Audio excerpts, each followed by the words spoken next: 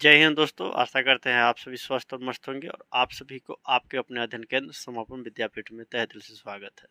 जी हाँ दोस्तों, इससे पूर्व हम लोगों ने क्रिया पढ़े थे। आज हम लोग कारक पढ़ने जा रहे हैं, जो कि बिहार बोर्ड परीक्षा में इससे 3 या 4 अंक का प्रश्न पूछे ही जाते हैं। तो आइए एक बार इसको हम लोग देख लेते हैं और समझने का प्रयत्न करते हैं। इससे जितने भी प्रश्न आते हैं आपको अब बना सकते हैं, क्योंकि ध्यानपूर्वक आप समझते हैं तो, अन्यथा नहीं समझते हैं तो फिर वही बात हो जाएगा, कोई मतलब इसका अर्थ ही नहीं रहेगा कि हाँ आप क्या सीखे नहीं समझे किंतु परंतु। तो कारक कारक आप पिछले बार पढ़े होंगे या आप शुरू में पढ़े होंगे, 3 क्लास में या 4 क्लास में पढ़े होंगे। वही कारक है जिसका शाब्दिक शाब्दिक शाब्दिक अर्थ होता है करने वाला।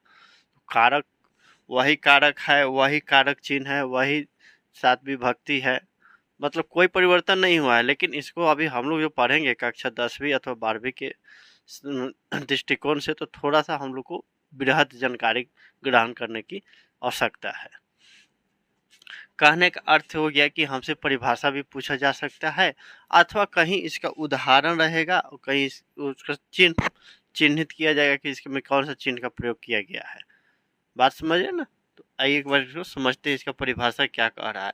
संज्ञा या सर्वनाम का वह रूप है, कारक संज्ञा या सर्वनाम का वह रूप है जो वाक्य के अन्य शब्दों का क्रिया के साथ संबंध व्यक्त करता है, उसे कारक कहते हैं। या संज्ञा या सर्वनाम के जिस रूप से वाक्य के अन्य शब्दों का क्रिया के साथ संबंध व्यक्त हो, उसे हम लोग कारक कहते हैं। हिंदी में कारक के 8 भेद होते हैं। ये कारक हो गए, ये कारक के चिन्ह हो गए। इसको हम लोग 1, 2, 3 इसको विभक्ति के नाम से जानते हैं। प्रथमा विभक्ति, द्वितीय विभक्ति, तृतीय विभक्ति, चतुर्थी विभक्ति, पंचमी, षष्ठी, सप्तमी, 8वां को हम लोग संबोधन कहते हैं। तो आइए, कर्ता का हो गया ने कर्म को करण से, संप्रदान के लिए को अपदान से, ये हो गया भैया अलग होने के अर्थ में अथवा जुदाई के अर्थ में। जैसे पेड़ से पत्ते गिरते हैं, उस संदर्भ में आपका अपदान हो गया, अलग होने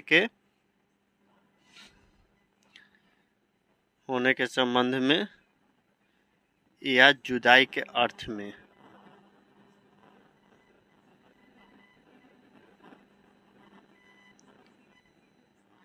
ठीक, संबंध क्या है भैया? काके की, अधिकरण में, पर, संबोधन हे हो अरे आजी। आप एगो बात सुनिएगा कि भैया इतना तो समझा दिए, लेकिन हम उदाहरण बतेबे नहीं किए क्या? तो लग रहा होगा भाई क्या मतलब बोल दिए।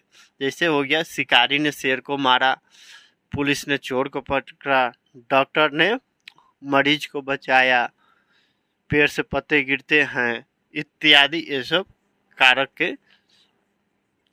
के भैया उदाहरण है। राम ने रावण को मारा, तमाम तरह के उदाहरण। आइए इसको हम लोग एक एक करके जानते हैं कि कारक किसे कहते हैं, कर्म कारक किसे कहते हैं।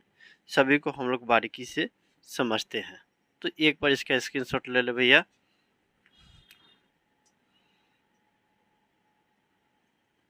आइए दोस्तों, अब इसके बाद हम लोग जानते हैं कर्म कारक, कर्ता कारक, कारक के जो भेद थे 8, उसको हम लोग एक बार समझने का प्रयत्न करते हैं।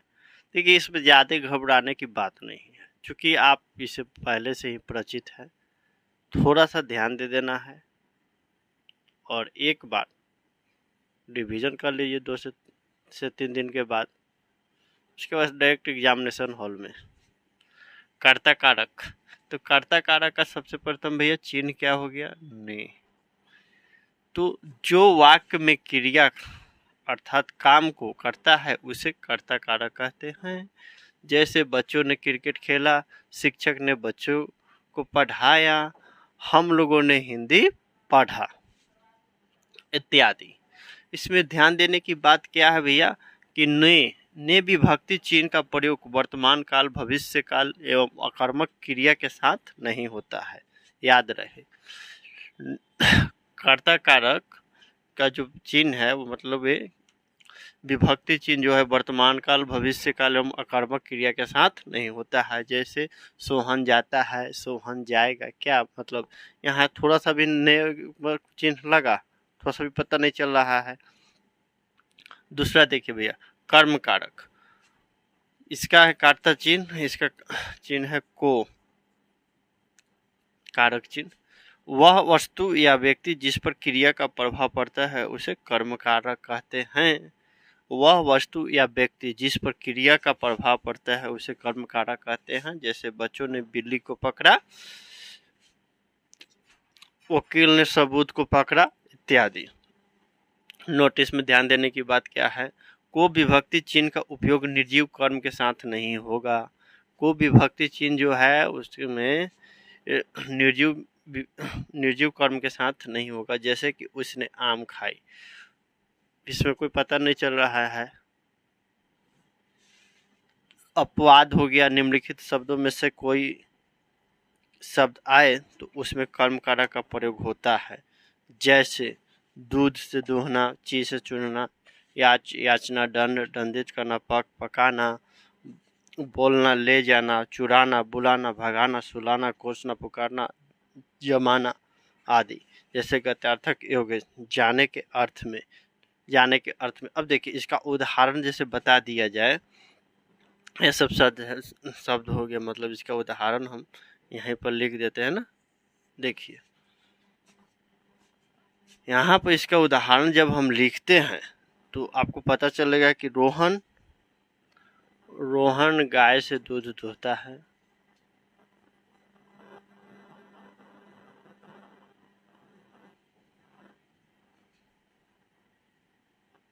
रोहन गाय से दूध निकालता है या दूध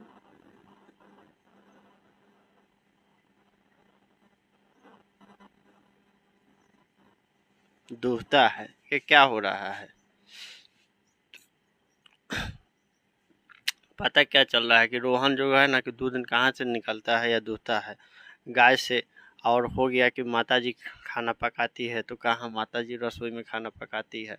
अब देख रहे हैं ना, यहाँ पर एक काम हो रहा है, वह पाठशाला जाता है, हम लोग पढ़ रहे हैं, ये काम है, मतलब क्या कहे, ये अपवाद हो गया ना।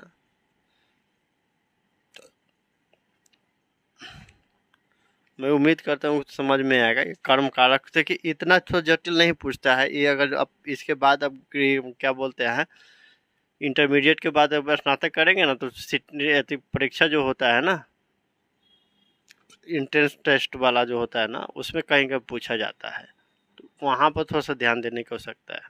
या आप डीएलडी करेंगे तो उसमें भी पूछा ही जाता है। ठीक है, इसके स्क्रीनशॉट ले लें।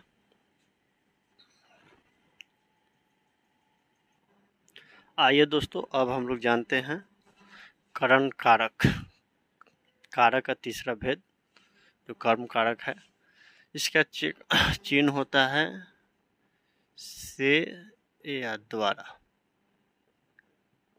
ठीक, करण कारक जब क्रिया करते समय कर्ता जिस साधन का प्रयोग करता है तो उसे करण कारक कहते हैं, या जिसकी सहायता से काम को किया जाए उसे करण कारक कहते हैं। जैसे पुलिस ने चोर को बंदूक से मारा, पुलिस मारा लेकिन कजी से मारा, बंदूक से मारा।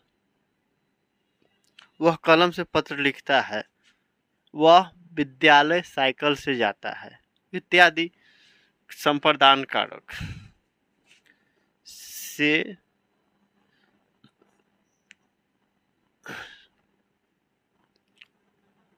संप्रदान का होगा भैया का या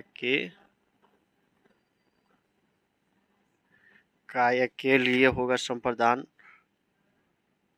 का को या के लिए होगा। संप्रदान का अर्थ होता है देना, संप्रदान का अर्थ हुआ मतलब देखिए संप्रदान, प्रदान मतलब ना हम लोग कहते हैं कि प्रदान किया जाएगा, अर्थात दिया जाएगा, ये किया गया। संप्रदान देखिएगा कहीं, देखिए यहाँ पर मैं लिख दूं संप्रदान, और कहीं कहीं ऐसा भी लिखा रहता है, दोनों एक है। ठीक, तो संप्रदान का अर्थ हो गया देने के लिए, कोई के लिए इसका चिन्ह हो गया। जब कर्ता किसी दूसरे के लिए कार्य करता है या दूसरे के लिए कुछ करे तो उसे संप्रदान कारक कहते हैं। जैसे मोहन ने रोहन को पुस्तक दिया, पिताजी ने बच्चों के लिए खिलौना लाए, डॉक्टर ने मरीज के लिए दवा लाई, इत्यादि। संप्रदान कारक में नोट ध्यान देने वाली बात है कि संप्रदान कारक में जहाँ दो कर्म होते हैं या देने का भाव प्रकट हो तो वहाँ को विभक्ति चिन्ह का प्रयोग होता है। जैसे छात्र को शिक्षा दो, किसको देना है भाई? छात्र को शिक्षा देना है। भिखारी को भिक्षा दो, भूखे को भोजन दो। अपदान, अपदान का अर्थ हो गया भैया से वो भी जुदाई के अर्थ में या अलग होने के अर्थ में।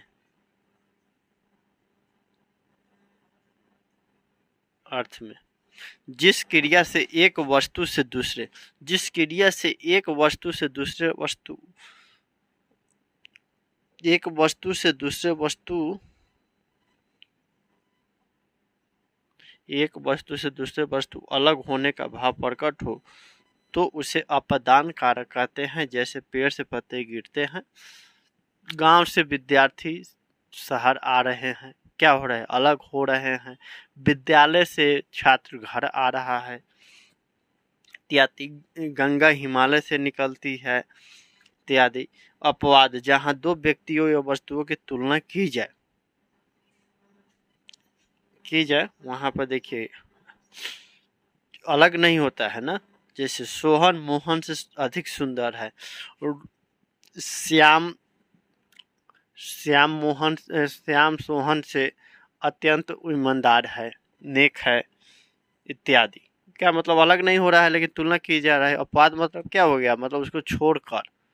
आप लोग पढ़े होंगे 10th में तो आ गए कि अपवाद होता है ना, एक्सेप्शन। आप लोग पढ़े हैं कि हाँ इसका थ्योरी है, फिर केमिस्ट्री में ज़्यादा अपवादे होता है, इसके साथ रिएक्ट करेगा तो उसके साथ रिएक्ट नहीं करेगा अभिक्रिया। तो इसको एक बार स्क्रीनशॉट ले लें, फिर आगे हम लोग पढ़ते हैं। आइए दोस्तों, अब हम लोग देखते हैं कारक का 3 जो भेद बच गया है उसको।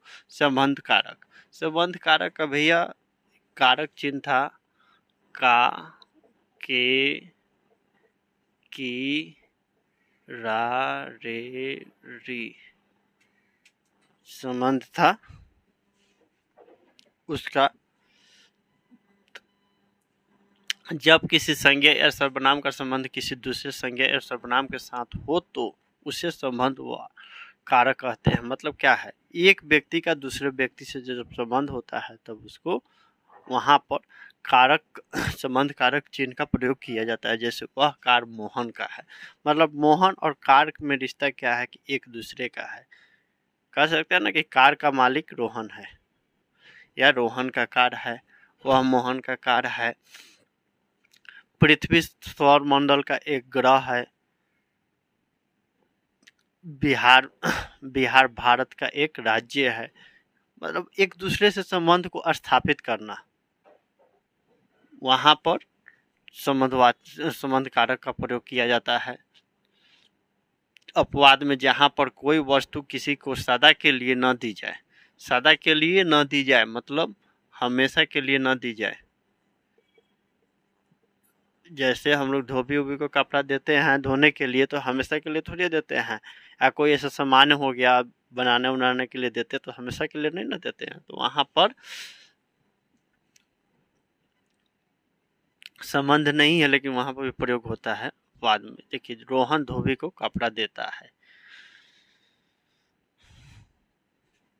रोहन धोबी को कपड़ा दे रहा है। यहाँ पर संबंध नहीं है, कपड़ा दे रहा है। या मोहन मोची को जूता दे रहा है, इत्यादि। हमें उसका नहीं है, मोची का नहीं है, और नहीं आपका धोबी का कपड़ा है, लेकिन दे रहा है। अधिकरण में या पर, इसका होता है भैया स्थान सूचक। जिस क्रिया के आधार प्रकट होती है अर्थात जगह का पता चलता है उसे अधिकरण कारक कहते हैं। जैसे मेज पर कप है, पेड़ पर पक्षी है, पेड़ पर फल है इत्यादि, फूल पर मधुमक्खी है इत्यादि। संबोधन कारक, संबोधन जहाँ पर किसी को बुलाने के लिए जिस संबोधन का प्रयोग किया जाता है उसे संबोधन कारक कहते हैं। जैसे संबोधन में होगा ए, हे, अरे, अजी, आहो इत्यादि। हे, अरे, अजी। जिस क्रिया में किसी को बुलाया या पुकारा जाता है उसे संबोधन कारक कहते हैं।